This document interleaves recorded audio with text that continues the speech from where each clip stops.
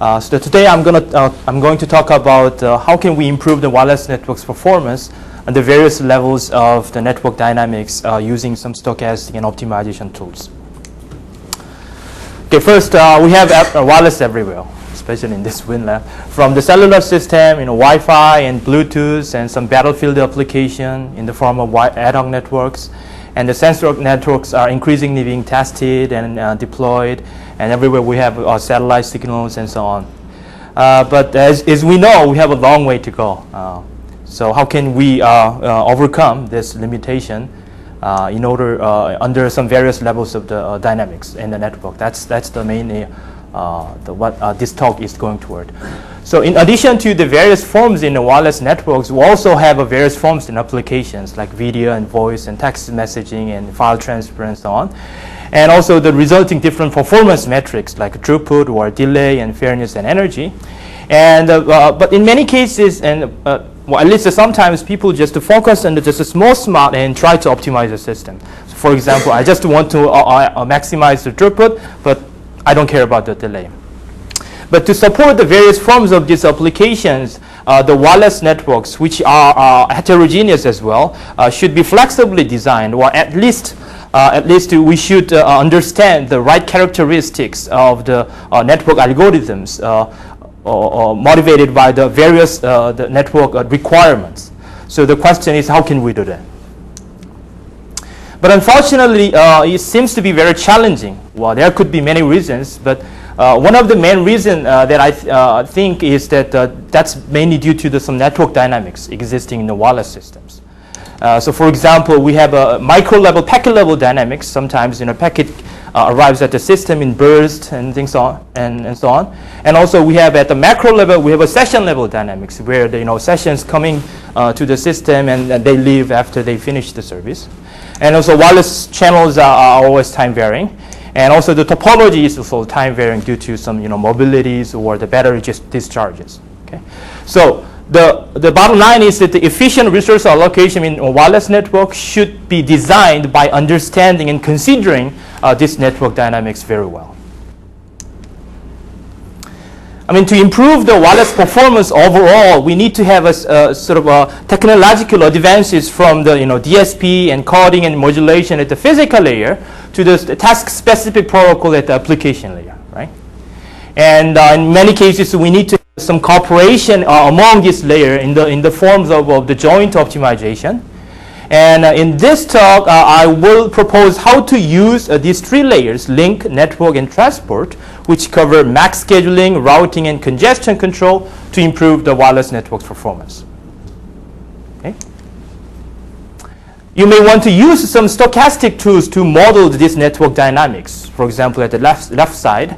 And in the joint design of the resource allocation algorithms among these layers requires a nice and tractable distributed optimization techniques. So this talk is all about long overdue union between the stochastic theory and an optimization theory. Okay? I would like to introduce my recent paper, which basically summarizes the recent result on technological advances, which combines this stochastic theory and optimization theory for the efficient resource allocation algorithm in wired as well as wireless networks. So here are the main contents of my talk. Okay, I forgot to say something. So in this talk, I'm going to mainly focus on these two main levels of the dynamics that we can see. First is the packet level dynamics and session level dynamics. Okay, so this talk is composed of these two parts. And first, let me go to the micro level, packet level dynamics, starting with the system model and review.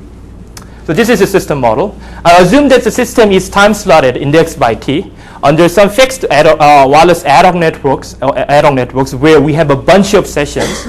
And one session is identified or source destination pair, but note that the routes are not fixed, such that we can control the routing. Okay? And each node is composed of the sort of per session queues, which can store the package belonging to each session. And each session, we have a packet level dynamics modeled by some stochastic process with some appropriate mean. And I'm going to denote by lambda the arrival vector of the entire system. And since this is a wireless system, somehow we should model the interference. And I'm going to model the interference using some symmetric matrix, Cij. And this matrix is a kind of abstraction of what's happening in the physical layer.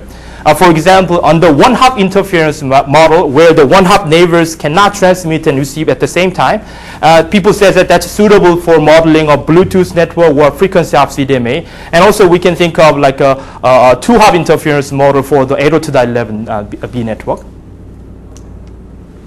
And the resource models are represented by a set of all sort of safe schedules, where one safe schedule is the set of links that we can schedule without any interference. And I'm going to use the 0, 1 vector to denote to a particular schedule in this schedule set. So for example, S11 1 means that I will schedule link 2, 3, but not 1. Okay? So is model clear? Is this about one-hop network? Ad hoc networks. Just one hop or multi-hop? It's a multi-hop network, so because we have session. Yeah.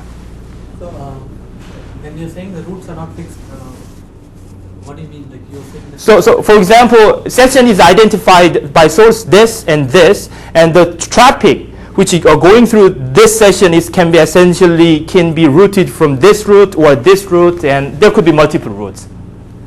And essentially, the routing problem is what proportion of the traffic should be routed in this route or in that route. And that you are not considering. Are you considering that problem, or are you? Yeah, I'm going to consider that problem. Yeah. Okay, you're saying there's no one fixed route. You can do multipath routing. Yeah, multipath routing essentially. Yeah. And you're looking for a distributed solution to this problem? Yeah. But I'm going to say that it's a little bit hard to have a distributed solution, and what are the challenges and things on. Okay. So this schedule, the safe schedules comes from what constraints? Oh, from the resource interference models. Okay. Yeah. So yeah. If Cij is 1, Ij cannot be. Cannot be scheduled simultaneously. That's correct. Right.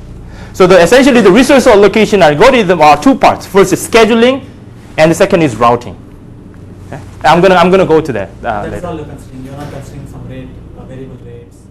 It is just you're just abstracting the physical layer from the. That's right. I mean, we can model, for example, even if I just use this 0, 1, 1 vector, I can use like a capacity of the link, but this model can be naturally extended to such a kind of a general model, such that we can reflect the capacity of each link. It's not clear right now, but why don't you go to the model? Okay. Yeah. Is this just the interference set? Interference set. What do you mean? Graph, you mean? Interference graph is different from this one. Yeah. How do you call S? Oh, this is one schedule. This is one schedule, a set of links that I will schedule.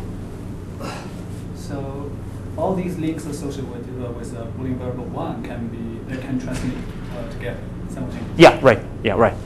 So for each packet, you have different vector S.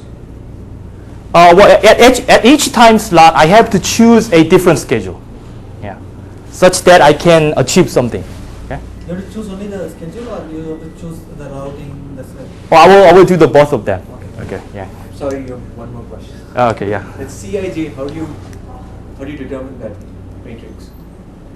Is it fixed by the topology? Yeah. It's fixed based on the interference existing in the current network. Okay, I mean, so you we- decide that just links are interfering, or Right. some links are interfering. Right. So we just assume that. And it's 0 or 1. Is that what? Yeah. It's a 0, 1 matrix. Okay. Yeah. And the set size is equal to the number of links in the network.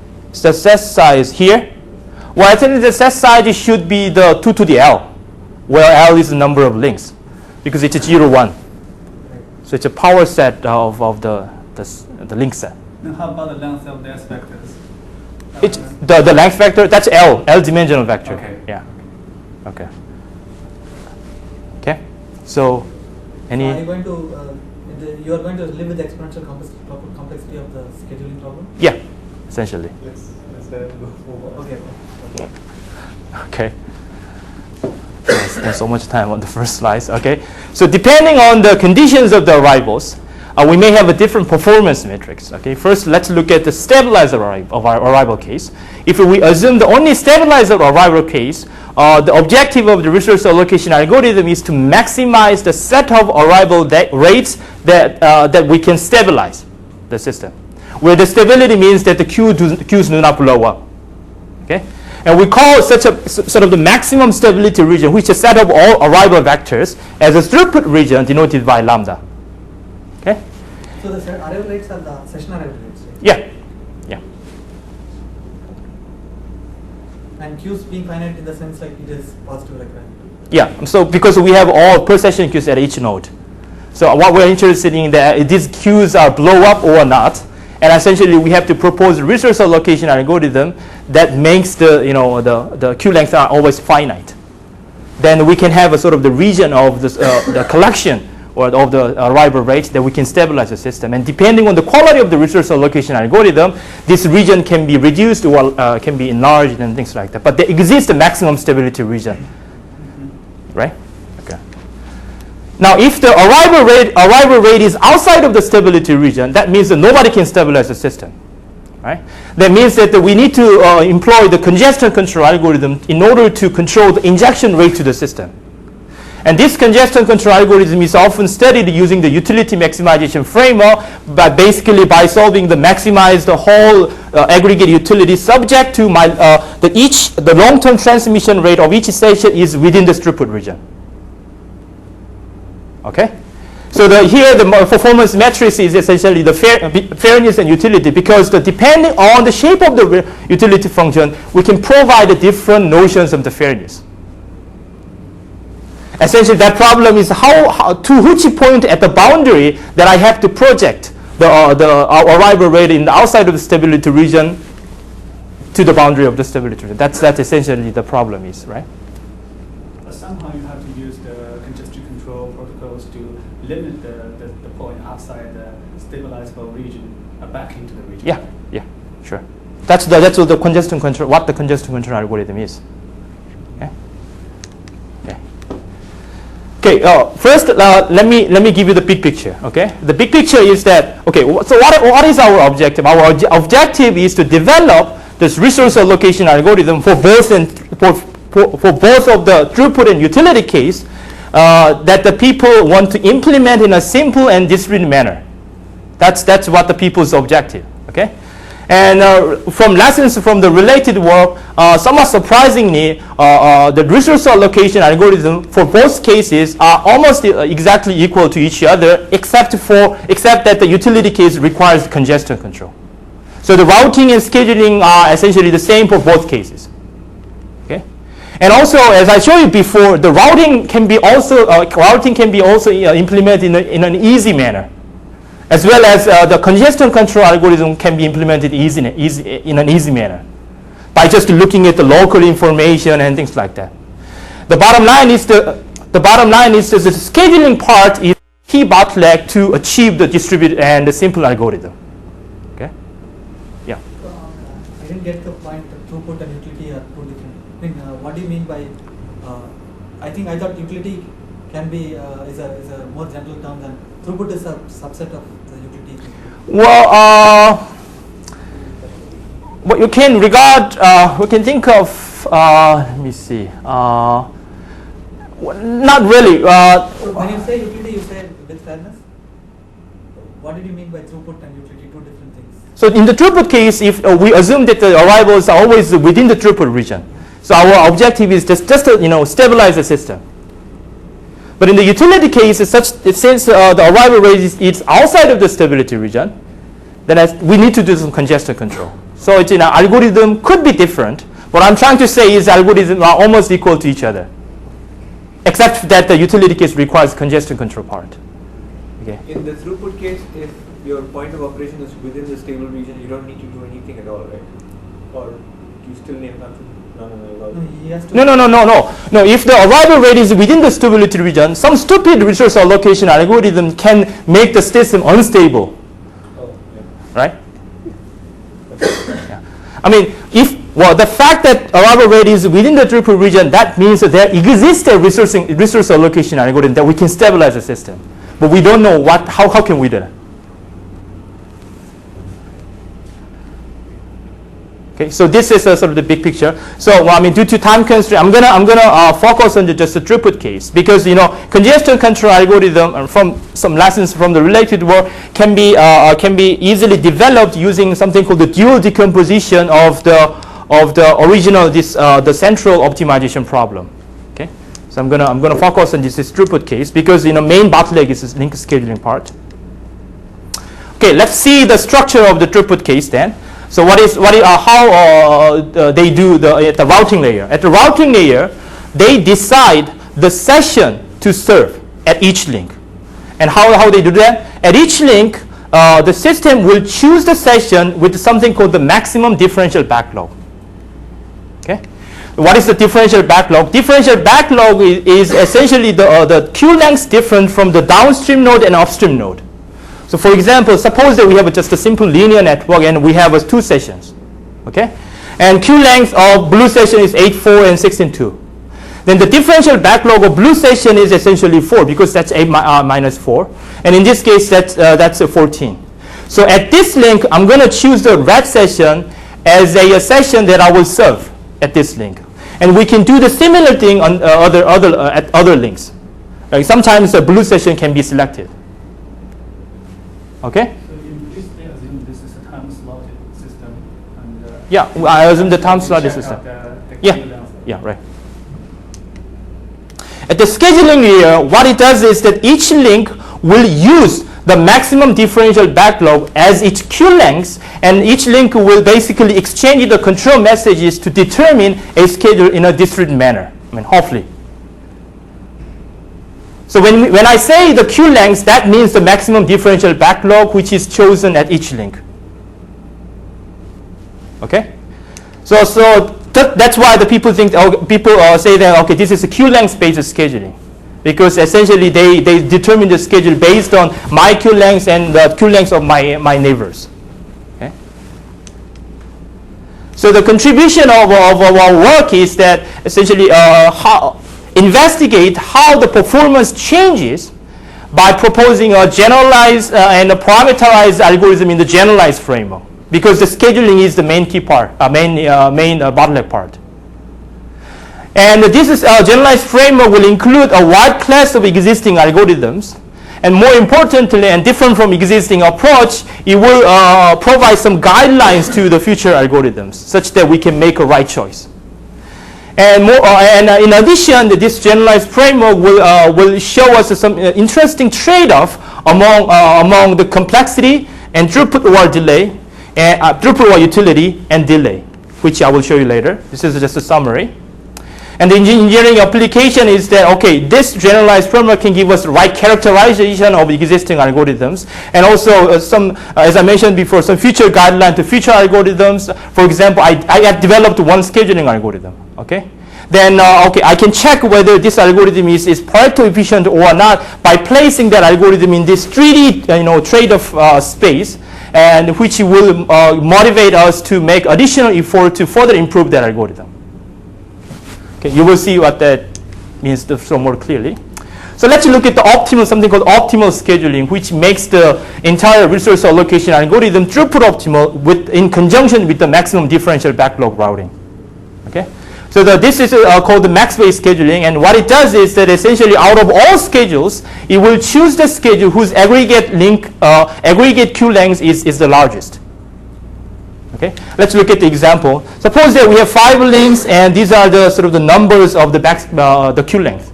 Then suppose that we have 3 schedules. Okay, 1, 2, 5, 3, 4, and 2, 3. Then let's look at the weight of the schedule, which is defined by the queue length, aggregate queue length. So when we think about the 1, 2, 5, then to 1, 2, 2, so the weight is 5.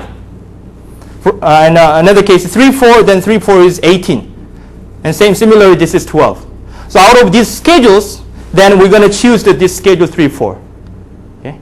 The reason why this makes this, this is optimal algorithm is that essentially this basic idea is that we want to maximize the load balancing effect, such that if we have a larger queue length, let's first serve the link as soon as possible, such that the system can be stabilized as much as possible. That's the idea. Okay? And now from now on, I'm going to denote the W star T as the maximum weight. For example, 18 in this case. But if you think about for the moment, this problem can be easily reduced to the weighted maximum independent set problem in the computer CS community, which is well known to be NP hard. So that's why I told you the scheduling part is mainly the key hard part. Okay. Now so I have talked to you the max-weight scheduling, and how can we overcome the complexity? So people thought about the constant factor approximation algorithms, and also some randomized algorithms, where each of algorithm with different complexity as well as different stability. I will look at these algorithms later in more detail. Yeah. Not only is it NP hard, but how would you do something like that in a distributed manner? Oh, we can do that. We cannot do that in the distributed manner. Yeah. Well, essentially, I mean, we can do that. We can do that in a distributed manner, but number of message exchanges are exponential. Yeah. Okay. So. I mean, the previous max weight thing, in order to implement that distributedly, you have to exchange lots of messages, which will change the queue size. Yeah. So it will take a long time to find a schedule. Yeah. So let's go to the generalized framework with the 3D trade-off. So to formally study the generalized framework, first I'm going to define something called the gamma, this is psi, approximate algorithms, which is defined as follows. And this definition essentially represents how suboptimal my scheduling algorithm is with respect to the max-weight schedule. Okay? Remember that I will denote by WT as the weight of my schedule, and W star T is the max-weight schedule. Okay? And here GT and CT should satisfy the condition that the GT is greater than or equal to gamma, which is less than or equal to 1. And the expectation of CT given the Q length should be less than or equal to psi. This expectation is just because of some technical reasons. Okay, so you can just regard this part is gamma and this part is psi. Okay, and we can regard this GT as a multiplicative suboptimality and this CT as additive suboptimality. Now I'm going to use the notation gamma psi. This is chi. Approximate algorithms, the gamma psi approximate algorithm with the complexity chi. Okay? My plan is to connect the gamma part to the throughput and the psi part to the delay and the chi part to the complexity, such that we can easily see the 3D trade-off among these three performance metrics. So for example, if you think about the max-weight scheduling, then this should be gamma part should be 1, and we don't have any additive suboptimality, and we have exponential complexity unless P is equal to MP, because the WT is essentially the W star T. Okay. Okay. Now let's look at the throughput and delay property of this approximation algorithm. First, in the throughput case, the bottom line is that the psi, which is the suboptimality factor, does not affect the throughput, but only the gamma affects the throughput. So gamma psi is the gamma throughput optimal, which means that it can stabilize the set of the arrivals, which is the scaled version of the maximum throughput region. Like for example here. So we can say its throughput is gamma for simplicity. Now the delay property is that it's very hard to have a nice closed form because of the complex queuing coupling dynamics across the links over time slots. Okay? So it's an open problem, but we may rely on some upper bound. And upper bound says that essentially the upper bound, the Q length is upper bounded by some linear function of the psi. So we have psi here. And here the denominator d lambda is the distance from the arrival rate to the boundary of the stability region, which represents how heavily the system is loaded. So this length is small, then the system is very heavily loaded, right? Then no, this is small, then you're heavily loaded, then the Q length will increase. The stationary Q length will increase. Is that clear? Yeah, right? So the mean delay bound is linear in psi. Now let's understand how the people reduce the complexity to overcome the high complexity of the max-weight scheduling. Okay? Now, as I mentioned before, first approach is just constant factor approximation that a lot of CS people are doing. So if we do the constant factor approximation, then essentially that means that my weight is my schedule is greater or equal to the gamma of the optimal rate, right? So that means that that's the gamma and 0 because we don't have any suboptimality factor, and the algorithm will be polynomial. So the gamma 0 polynomial approximates, so we should have a throughput reduction by a factor of gamma. So for example, the example algorithm is a greedy or locally greedy algorithm, where the greedy algorithm means that, okay, we sort the links in the decreasing order of their queue length. We're going to choose the largest one and remove each interfering links from the remaining set, and we take another second largest one. So that's the greedy algorithm. And it has a polynomial time complexity. But still need some massive processing or some centralized server for that. Yeah, well, yeah, right. They will require. I mean, people. There could be a lot of implementation method for the greedy scheduling algorithm, but here we don't care about that in some sense, right? But another interesting approach is that instead of computing the max-way scheduling at every time slot, maybe we can compute the max-way scheduling over m time slots, such that we can distribute the entire complexity to the m time slots. Okay. So which we call stretching idea. So for example, here I start to compute the max-way scheduling based on the queue length at time slot t, but I sort of divide the complexity into 4 time slots, and here, okay, I have a new schedule, then I'm going to update the schedule. Okay. Okay. Then naturally the complexity will reduce by a factor of m. Right? I'm sorry about that. Then the question is, so what is the throughput and delay property of this stretching idea? So let's look at that. So we have a theorem like starting from the max-way scheduling. If we do the m stretching, then this gamma factor does not change first. So we don't have any throughput reduction, and this psi factor increases, and the complexity will decrease by a factor of m, as I mentioned before. So the fact that we have linear increase in the psi factor, which basically means that we will have a linear increase of the delay from the earlier theorem, right? I mean, what is the intuition? Why this gamma does not change? Because if we just postpone this computing the schedule, that does not affect the true stability, because the stability is the concept of a long time scale. Right? So essentially the requirement is that an input rate should be equal to the output service rate. So the stability property does not change. Okay. Now, what is our objective? Our objective is we want to overcome the high complexity in the max-way scheduling. Then in order to have a polynomial time complexity, the stretch length should be exponential because of this equation. Right? Now what that means, then we should have an exponential delay increase.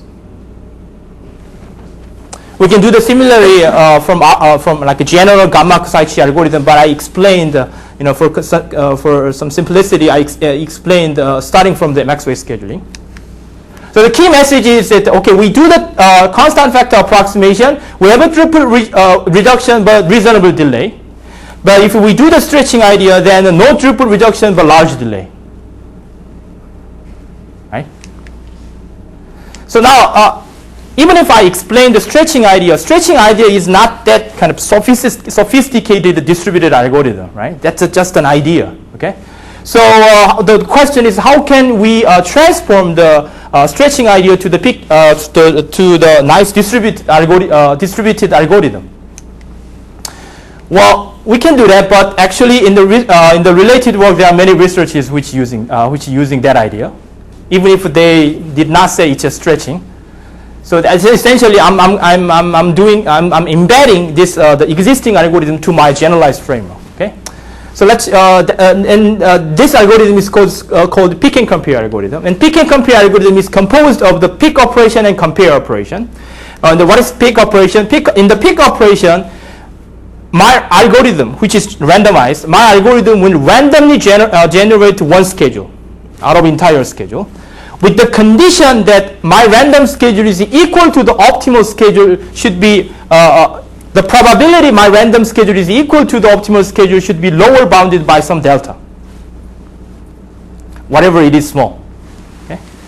And the compare operation, I'm going to compare the weight of my random schedule and previous time schedule and take the schedule which has a larger weight. So this is pretty simple, right? And there are a lot of related work which uses the idea in order to have a sophisticated distributed algorithm. And the author proved that, okay, this is essentially the idea that we can achieve the throughput optimality, but with polynomial type complexity. That was it. Okay, let's go to the details about the idea of this one. Why is this good for distributed algorithm? First, the pick operation is very easy. I mean, think about how can we do that. Each link toss a coin, then you will decide whether I'm in the schedule or not. Then the probability that my random schedule using that way will be 1/2 to the L. So it can be implemented in totally discrete manner, even just autonomously or in a localized manner, right? The key thing is that how can we do the compare operation in a discrete manner and nicely? So every algorithm will propose a different compare operation essentially. Now, if you think about this pick compare algorithm, that's 1/delta stretching. Why is that? Now, if you think about the pick operation, that means that the average slot period from between the finding optimal schedule is essentially 1/delta because of this probability. Now you can model this situation using a geometric random variable. So what is the probability I find the optimal schedule? That's delta, and things. No, 1 minus delta, 1 minus delta, 1 minus and delta. So average period is 1/delta. So that's essentially 1/delta stretching idea. That's how they reduce complexity.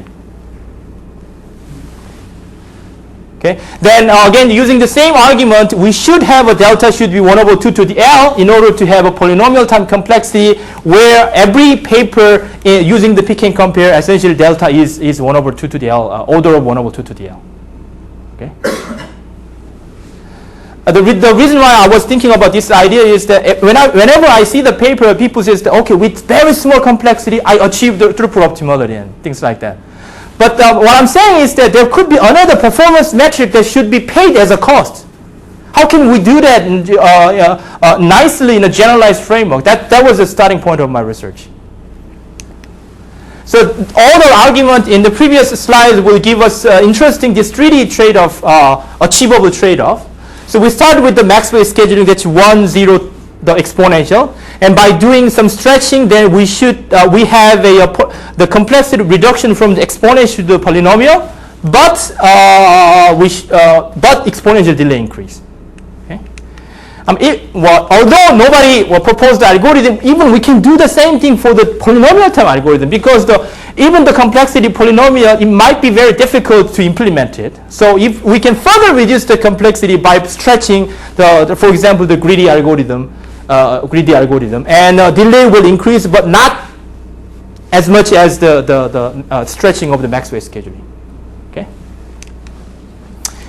Okay, let me skip this part. So again, let's go back to the engineering implication. So first, the characterization of existing state scheduling algorithm in this trade-off gives us some kind of a way of the fair comparison, or as well as by placing a future algorithm in this 3D space, maybe we can assess the performance of those algorithms, and we will decide whether I have to make additional effort to improve the algorithm or not, and things like we can do some such kind of things using this 3D figure. Okay, let me skip this part. So far I have talked about okay, let me quick summary at this point. So we started with the joint scheduling and routing, or in the congestion control algorithm. Next step is the scheduling is the key part, and we have looked at the Maxwell scheduling requires exponential complexity. And we have looked at something called the generalized framework of the weight-based scheduling algorithms using the gamma psi chief approximate algorithm. And those algorithms are all something called collision-free scheduling algorithm, because at each time slot, I look for the schedule without any interference, right? So that's why I call it collision-free algorithm. And all of the algorithms require some message exchanges. Okay? So clearly, exponential complexity algorithm cannot be implementable. Even polynomial time complexity algorithm, it may or may not be implementable. In many cases, people do not like the message passing for some reasons, like security problems or even hidden node problems. So it's not clear how to exchange messages and achieve the performance that we want to we have in this theoretical analysis. So our natural interest is that what happens if if we push down the complexity to 0, then what is the performance limit? Is it good or is it bad? Or what's the answer? Okay. So that's my next part of the talk. So essentially, I have to consider the scheduling with the collisions. Then I naturally move on from the collision-free scheduling to the random access scheduling. Okay. So yeah. No message exchanges at all. Yeah. Now, what is the property of known throughput or the stability region of random access? First, slotted are lower. Since the 1970s, it's a still open problem. It's very difficult. So, some people propose an idea there are some researchers who tackle this difficulty of the problem by making assumption on, okay, I have always data to send. So that's called the saturation assumption. Because that removes some difficulty of the computing the stability region of our lower system. Then they propose some distributed algorithm to stabilize any arrival rate within that saturated stability region. But saturated stability region is strictly or much smaller than the original stability region. So that's the disadvantage. And another idea is that, okay, let's exchange some messages. So in the random access, let's exchange some messages, and I'm going to adjust my attempt probability to the media based on my queue length and other guys' queue lengths in the neighborhood. Then maybe algorithm can have a good performance. But the key message from this research is that essentially the throughput is as close to that of something called maximal scheduling. But what maximal scheduling means that entire out of schedules, what are the schedules that we cannot pack anymore without any interference? Okay. So these are the main research. So in my research, I'm gonna what we are interested in is the collision sense multiple access. So where we have some sensing ability, but non-adaptive, which is non-adaptive. By non-adaptive means that I have a fixed access probability. I don't adjust my probability. So what it does is after observing just an idle slot, then I'm going to access the media with fixed probability if my buffer is backlogged. Okay. So for example, here in this 3-link example, suppose that we have a 1/2 interference model, then this link essentially can sense what's happening in this or this link. Okay. So if for example, if the link 1 is transmitting or link 3 is transmitting some data, then I'm not going to attempt the media because I'm going to collide with these two links. Okay. If I observe the idle slot, then okay, nobody is transmitting, then I'm going to access the media with probability PL. No collision. No collision. No, you should. Let me see.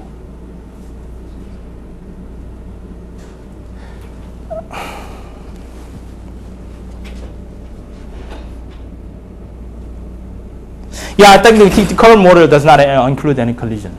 That's weird. Yeah. Oh no. You can have a collision because suppose that we have an idle slot. Let's look at the relationship between link 1 and link 2. Then if both of these guys are seeing the idle slot, then they can attempt simultaneous together. Then there will be collision, obviously. Yeah, I was get confused for some time. Now, what is the performance of this model? This model performance is the stability region is as difficult as our lower system. So again, it's very difficult. It's even more complex than the lower system.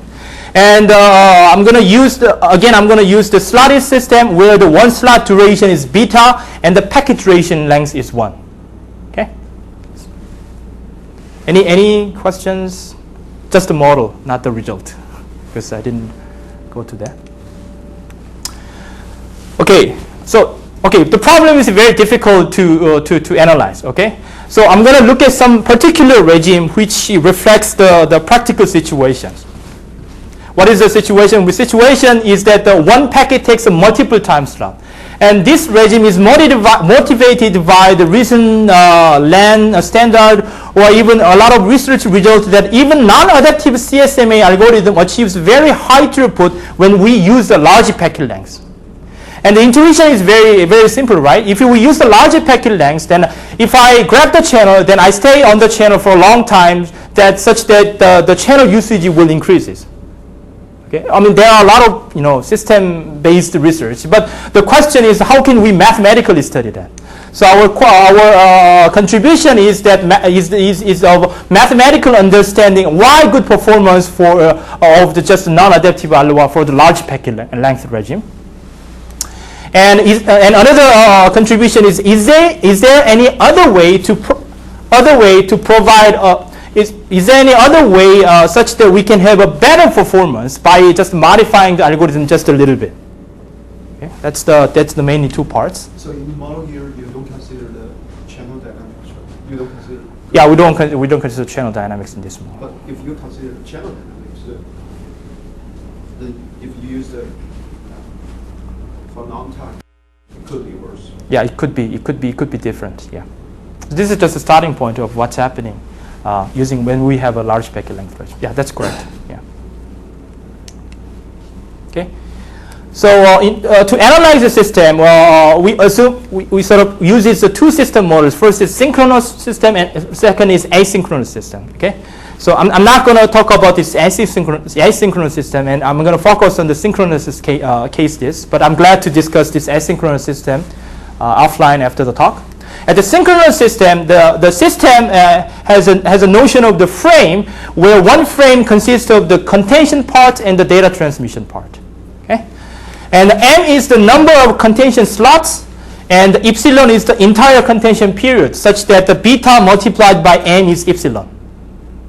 Okay. Now what it does is that I'm gonna contend the media, and the winner of the contention will do the data transmission at the data transmission part, and we assume that everybody is synchronized. Yeah. So yeah. Okay. The first result is that when beta goes to 0. What does it mean? If beta goes to 0, then since we have a fixed packet duration time, then essentially we're looking at the regime of the large packet length. Right? So as beta goes to 0, with beta multiply m beta is the number of contention slots in the beta sequenced system, such that we have a constant fraction of contention time. Okay, because we're looking at the large packet regime, then the system realizes maximal schedule with some probability distribution. Let's go to the example. Suppose that we have this the link relationship. Note that this is not the original graph. This is an interference graph, such that the link. This is link. Link 1 is interfering with link 2. Link 2 is interfering with link 3, but not 1 and 3. Okay, so. What are the entire schedules? Entire schedules are sort of the conflict-free schedules. Conflict-free schedules are 1, 3, and 2, and 1, 3. Correct? Okay? Out of these entire schedules, when beta goes to 0, the system using this non-adaptive CSMA algorithm will choose one of these schedules with some probability distribution, and this probability distribution depends on the access probability, which is fixed. Okay? Now what is the intuition? Intuition is that as beta goes to 0, then the m beta should go to infinity. then what that means is that we have enough number of contention slots such that we can pack maximally, even without any message passing. Does it make sense? How do you, okay, so it's some genie is giving you, it's some centralized thing. No, say it again, please. So how do you find the distribution of the access problem? Yeah, that's what I'm saying. So the distribution of the tau p is very hard to control, and there's no closed form solution. Yeah. For example, at this link relationship that we can compute explicitly, but if we enlarge the network, then it's impossible to have a closed form. So n beta is the number of contention slots. No, yeah, you're right. Yeah. Okay. But the good news, okay, this is a bad news, but the good news is that this algorithm performance is as good as that maximal schedule. And it has been proved that the throughput property of the maximal schedule is some constant fraction of entire throughput region. For example, on the one-hop interference model, it's 1/2. So that's a good news, right? Because even without any message passing, we can do the same thing as what maximal scheduling does. Okay, now, even if we don't know the distribution, maybe we can do some smarter choice of access probability such that we can lead to larger throughput. How can we do that?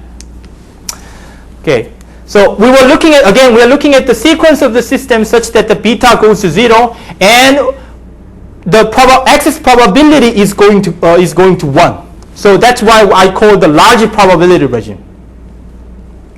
Okay. There could be some technical condition, but I omitted that. But essentially, the idea is that in this situation, the dominant factor that some link L wins in the contention, then that is the probability that my interfering links do not access, because my access probability is going to 1. So this is the dominant factor, that the schedule L is selected by the system, which is random. Does that make sense? I mean, it's a very important point. So my access probability is going to 1. Okay. So I'm essentially always accessing the media, even if this is a limiting system. Yeah. So what are the non-dominant factors?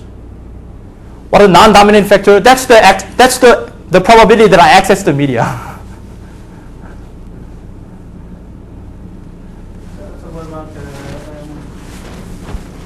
What about those links that can interfere with link I? Do they have accessing probability also approaching 1? Sure. Everybody's probability is approaching to 1. But we should have some condition about the ratio of the beta and probability such that we can have a non-degenerate case. Okay, let me go on. Okay. Yeah. So, I mean, if you understand that this is a dominant factor, then if we set the probability such that that probability is 1 minus C beta, where the C beta goes to 0, then if you think about this probability, then what is the probability my neighboring links do not access? That's the multiplication or product of the 1 minus P something something. Then we have a C beta I, C beta J, C beta K, something like that.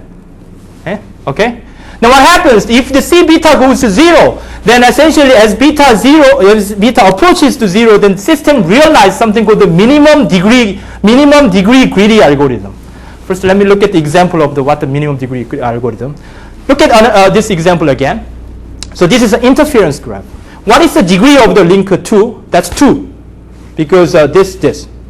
What is the degree of link 1? That's 1, and this is 1. Okay. Now in the minimum degree algorithm, since the link 1 and link 3 has just a minimum degree 1, then out of this 1 and 3, just one link will be selected by the system randomly. So suppose that the link 1 is selected.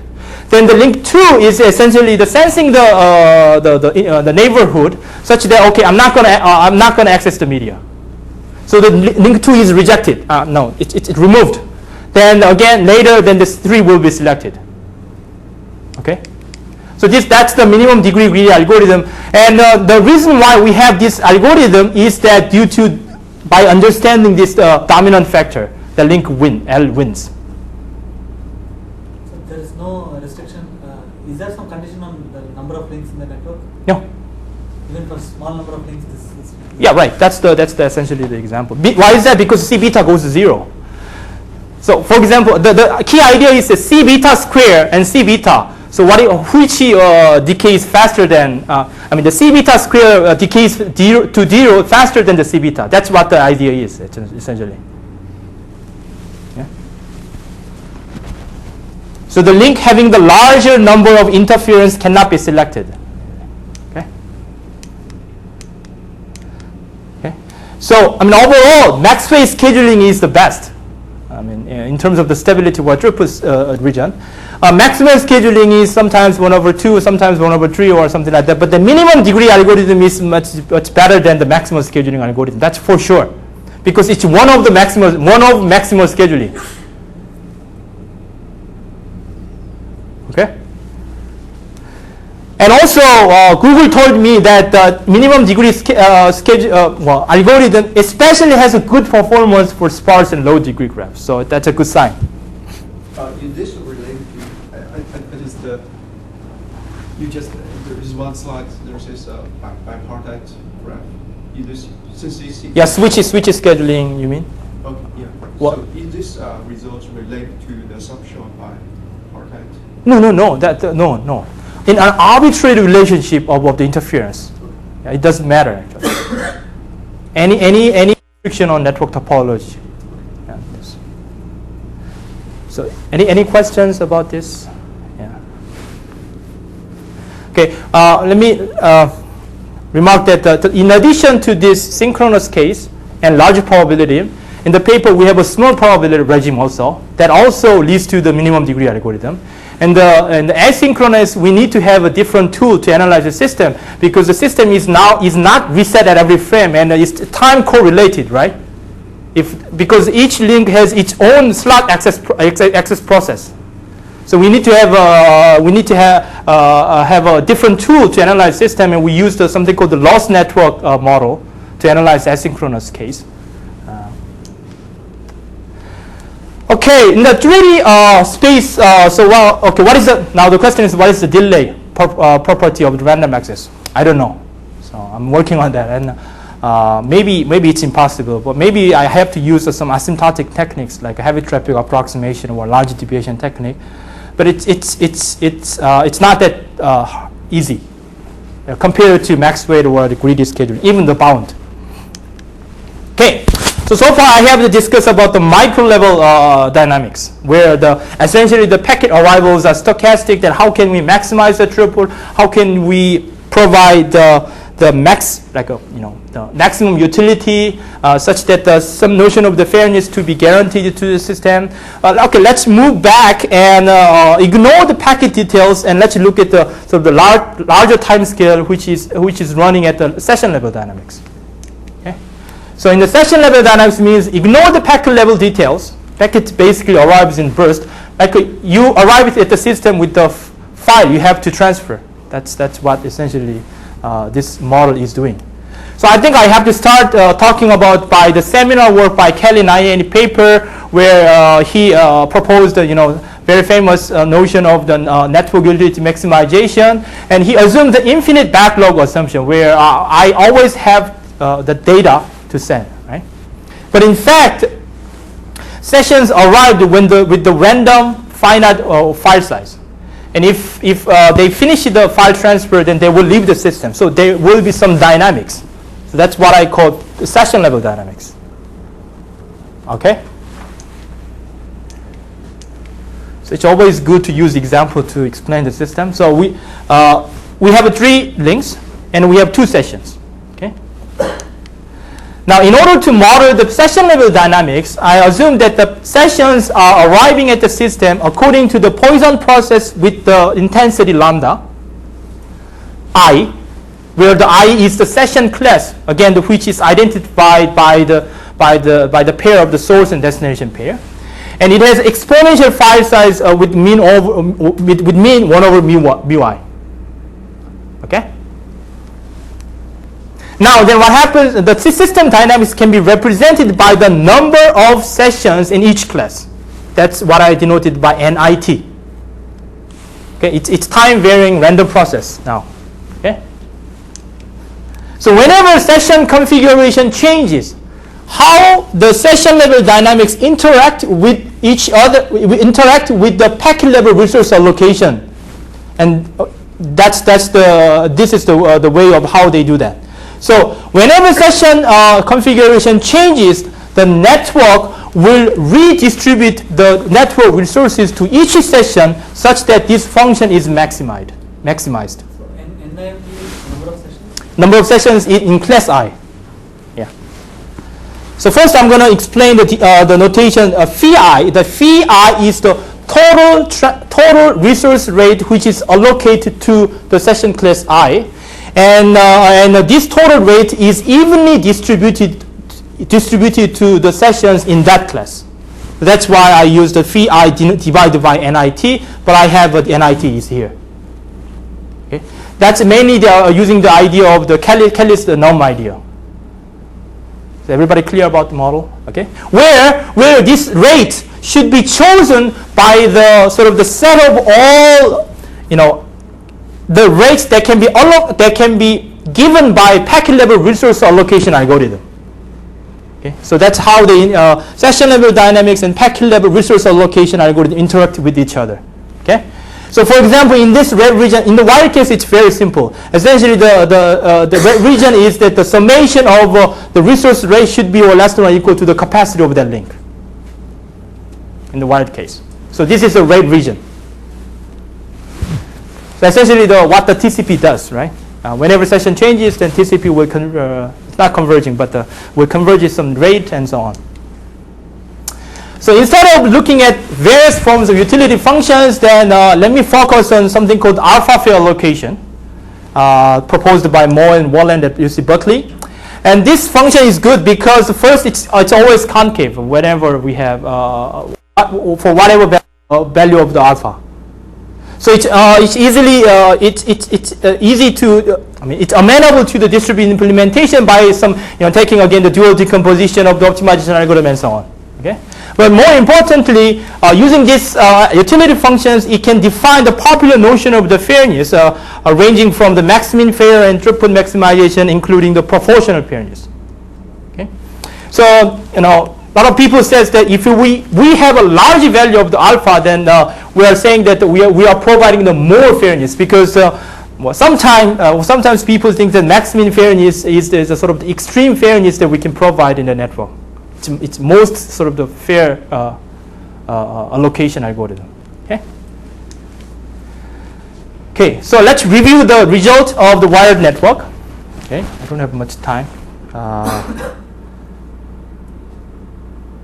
Can I take another 5 or is it fine? Okay, yeah. So now first, what is the performance metric at the session level? That's the session level stability, which is defined by the set of traffic intensities for which the number of sessions are kept being finite. What does it mean? First, what is the traffic intensity of class I? That's essentially the load of the class I. You think about the MM1Q and load. That's the lambda I divided by mu I. Okay. Now, this definition means that what are the number of sessions such that those sessions download time is finite. That's what the stability session level stability means. Using the Little's rule. Okay. In the wired case, the unique characteristic is that the red region is always convex. I mean, in the earlier example, it's a convex polytope, but in some cases, it's generally convex. That's for sure. So when the red region is convex, the question is what is the stability? What is the session level performance measured by this session level stability? Let me review that. First result is the session level stability when the red region is convex. That's equal to the red region. Equal. Okay. And the second, somewhat surprising, for any value of alpha, where alpha is used in the alpha fair allocation. For any value of the alpha, it achieves the maximum stability region. So it's good, right? So I have alpha fair allocation. Whatever you use alpha, which is whenever it's positive, then you can achieve the maximum stability region. What does that mean? That means that if you think the session level stability as a main of your main performance metric, then you can use any alpha. And further than that, if you're interested in fairness, then you should use the larger alpha, because larger alpha means the larger alpha means the most more fairness. Okay, can you picture the result of in the wired case? So what do you mean by the region can be achieved? In that for any particular alpha, you achieve some point in that region? No. So pick some alpha. Okay, suppose that I use alpha is equal to 0.5. Okay. Then I measured the stability region, the session level stability region, which is the set of traffic intensities, all the traffic intensities. So you can regard it as a volume of the input. Okay. Then what is the amount of the volume of the input such that I can stabilize the system? There will be some stability region. If I change the alpha, that's equal. Because it's always the maximum stability region for any alpha. I mean, this is a little bit surprising result. As far as I know, the Barnard and Mosley got the best paper award when this paper was published in the Sigmetrics 2001. Good. What happens in a wireless network? The bottom line is red region is not convex anymore. And also sometimes it's time varying. Okay. First, let's look at the example for in the case. Suppose that we have two base stations. Okay. Now, one PDA or mobile phone is receiving the data from these two base stations. So then that means that we have two classes here. Okay. And assume that the base stations just use the maximum power or zero power. Assume that. Okay. Then what kind of the red region can be get in this situation is that if these guys, both of these guys are transmitting, then there will be some interference. And maybe if we apply the Shannon's formula to estimate the rate, then that will be this point. Suppose that one of these guys turned off their power, then we can achieve one of these 2 points. Then what are the red region? Red region is just this 3 point, which is non-convex. Okay, I mean, this is sort of the very simple example that I want to show you why this red region is non-convex for wireless network. But if we use like a power control scheme, then SNR based Shannon formula, then you can easily see that the red region is non-convex. It's just because you use this on-off. No. But this on-off effects just have an impact of we have a discrete red region. But if we have a continuous time power control, then the red region should be something like this. If you do time sharing, you can. Yeah, if we can do the time sharing, the red region is this. But what happens we cannot do the time sharing, like in the random access or something like that? Other like resource allocation algorithm. So the type of the shape of the red region essentially highly dependent upon what the resource allocation algorithm is doing at the packet level, at the micro level. Okay, and time varying red region is pretty obvious because we have mobilities and the channel variation and so on, right? Okay, so first before going to the main result, why is this problem challenging? Well, first thing that we can think about is that can we apply the techniques in the wired case to this case? But the answer is no. The main reason is that first, if we have a non-convex red region, then essentially we should deal with a non-convex program, which is sometimes very easy to deal with. Okay, and if the red region is time varying, then we have additional red region dynamics such that the system state should be represented by a tuple of the number of session configuration and red region status. So it's a tuple. Okay. By having this additional red region dynamics, the system analysis becomes very, very challenging compared to the wired case. Okay. So this is sort of the intuition of why this problem is challenging. In most of the researches about the session level dynamics, they assume something called the time scale separation. It means that for example, if we have a session changes, then we should rerun. I mean, the system should rerun the packet level resource allocation algorithm such that it redistributes the network resources to the sessions, right? We assume that happens instantaneously. So the packet level resource allocation algorithm timescale is much shorter than the session level arrival or departure timescale, mainly due to some tractability. Otherwise, we have to consider the dynamics of the packet level resource allocation algorithm, which makes the the problem analysis almost impossible. Okay. So in the result in the wireless case, let me explain using the example. So this is a convex red region, which is in the wired case, non-convex, and this is time varying. So this is a red region, this is non-convex, and in the time varying red region, we have two red regions which are time varying according to some stationary or ergodic process. So it's time varying with some probability. Okay. What is the maximum stability? It's same at the wired case, but in the non-convex red regions, well, obviously the maximum stability will be the convex hull of the red region, because time sharing argument again. Some genie can stabilize the system by doing the time sharing. And in the time varying red region, because this is a stochastic process, then maximum stability region is essentially the average red region between these two red regions. Okay, so it should be something like this. Okay, does not work. Okay, now the stability region for larger alpha. Larger alpha means that it's more fairness, right?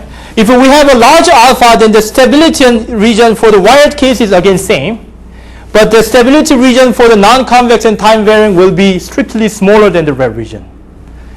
Let's decrease alpha, then the stability region increase, and should in some cases sometimes larger than the red region. So what I'm trying to say is that stability region in wireless case depends on alpha for non-convex and time varying region. It's not equal to the maximum stability region anymore. Further than that, we can see the trade-off between the stability region and fairness. So what that means is that different from the wired case, in choosing the resource allocation algorithm in wireless network, we should be very careful about choosing the resource allocation, because sometimes we have to pay fairness, sometimes we have to pay stability, like a number of calls that we can accept. Okay. I'm going to skip why this is technically challenging in the proof. Okay. Yeah. So some implications or application and extensions that well, we can apply some general notion of the utility functions, maybe with the parameters of the latency or jitter or energy or distortion and something like that. Also, we can have utility functions which has a coupling across the users, even if I did not that in the talk. And the red region case, it could be, it could depend on the schedules or transmit powers and the contention probabilities, even channel code and modulation. So we can, because the red region is a sort of the abstraction of what's happening in the resource allocation in the lower layers, right? So we can explicitly consider the what's happening in the physical layer to the form of the red regions by appropriately, making some assumptions about the red regions. Okay. So let me quickly, give me 1 more minute. So I have looked at the packet level and session level dynamics. So I started with the joint congestion control routing and scheduling problem. And the scheduling is the key part. So I have drawn these 3D pictures in order to have a fair comparison. My research is motivated by the fact that everybody is is trying to maximize the throughput with the low complexity, but I'm trying to say is that you should pay delay essentially because there is no magic. And the session level performance, it's technically challenging, and also the result is in sharp contrast to what we have in the wired case. Why is that? Because we have non-convex and time-varying regions. So that's the thing. Yeah. So let me conclude my talk.